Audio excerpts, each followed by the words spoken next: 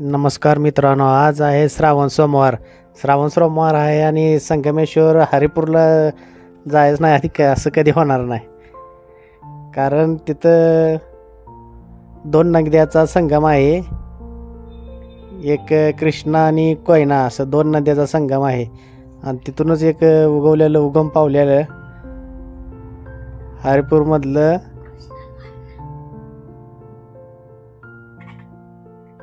संगमेश्वर हे मंदिर आहे. चला मग तुम्हाला दाखवतो संगमेश्वर मंदिरापासून आतलं सगळं मंदिर. चला बघूया आतून सगळं मंदिर.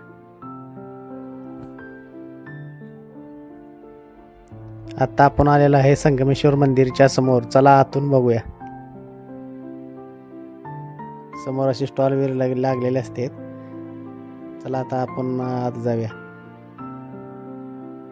आता गाभाऱ्यातून आत चाललेलो आहे आपण. असा मोठा असा गाभारा आहे. दर्शनासाठी बरीच माणसं थांबलेली आहेत.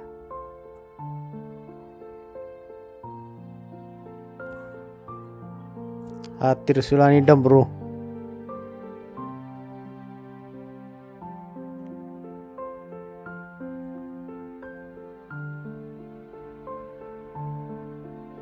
पुढं असं भव्य असे देखावे मूर्ती.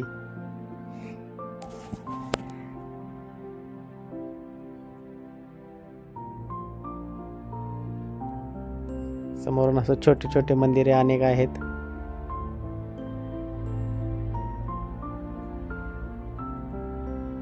हे तुळशी वृंदावन आहे. समोर शंकर, पार्वती आणि गणेश.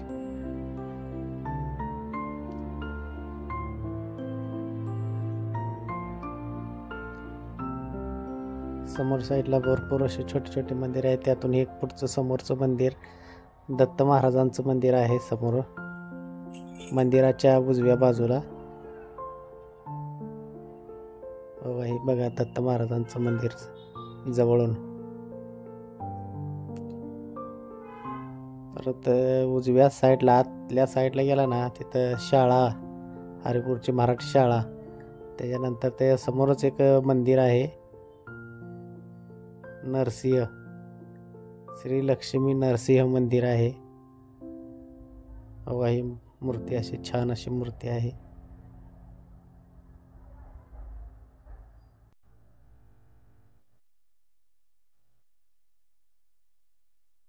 दर्शन झाल्यानंतर प्रदक्षिणा घालूनच बाहेर निघतो आम्ही.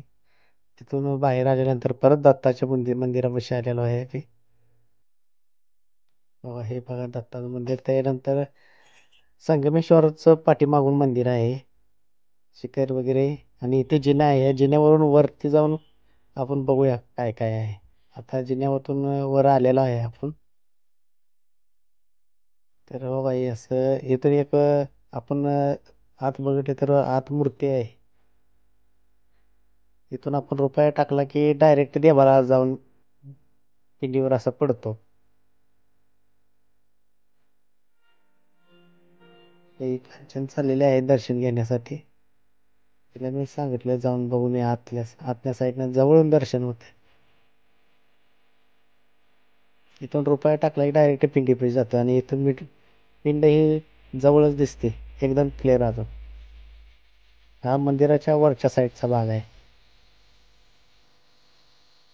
त्याच्यानंतर आता आपण मंदिराच्या पाठीमागच्या साईडला आलेलो आहे. असे अनेक मंदिर आहेत.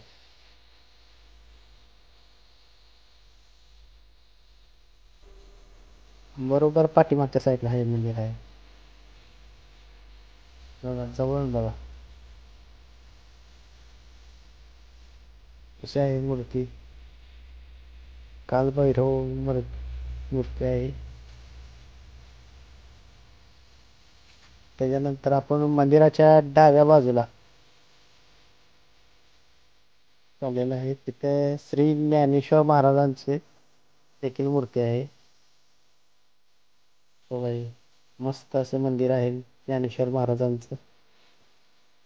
त्याच्यानंतर विठ्ठल रुक्मिणी हे सुद्धा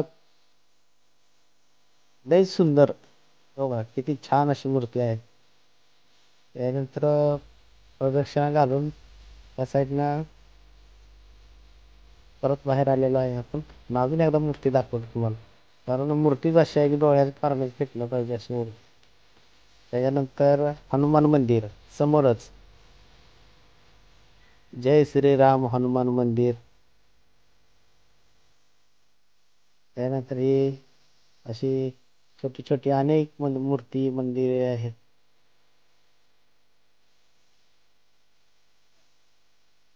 शनेश्वरचं मंदिर आहे. त्यानंतर इथं अगरबत्ती किंवा कापूर जाळला जातो.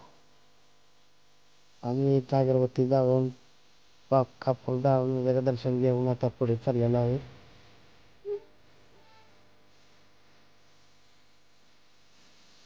हेच पालखी थांबलेली आहे, पालखीचंही दर्शन घेतलं आम्ही.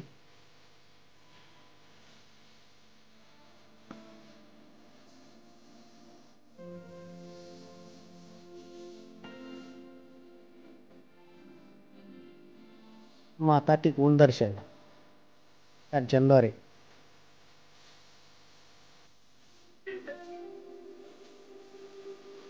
त्याच्यानंतर असंच आम्ही आता बाहेर 2 नद्याचा संगम आहे तिकडे चाललेला आहे.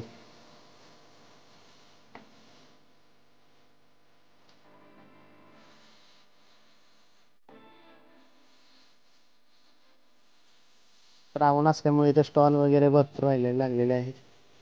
खरं तर हे स्टॉल नदीच्या आतील बाजूस असतात. पाणी भरपूर असल्यामुळे स्टॉल आज वर राहायला लागलेत. तेव्हा 2 नद्याचा संगम, वारणा आणि कृष्णा नदीचे इथं 2 संगम झालेले आहेत.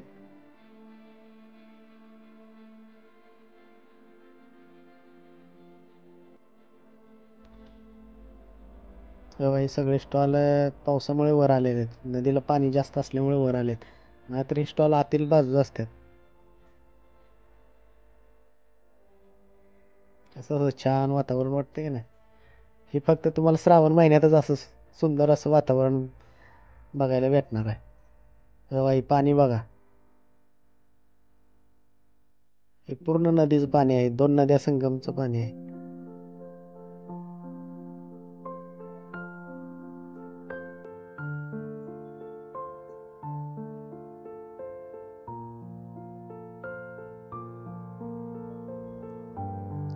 गार हवा. परत इथून पालखी जे आलेले आहे, गावबागमधून पालखी आली जाते. ते पालखी आता सरळ नदीत जाऊन नदीत स्नान वगैरे घालून परत इथं कृष्णामाईचं मंदिर आहे. कृष्णामाईचं प्रदक्षिणा घालून ते नंतर संगमेश्वरच्या मंदिरात जाऊन विसावते.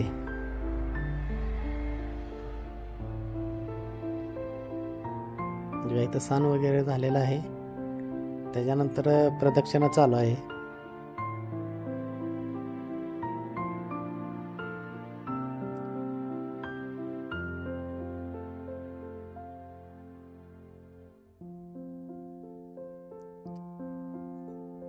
आता प्रदक्षिणा झाल्यानंतर संगमेश्वर मंदिरात विश्रांती असते तिथे.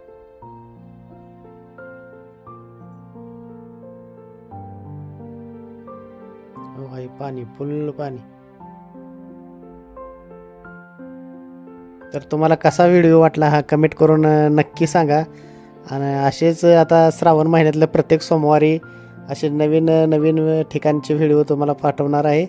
तरी चॅनलला सबस्क्राईब करा आणि बेल आयकॉन वाजवून चॅनल पुढच्या व्हिडिओ पहा. धन्यवाद.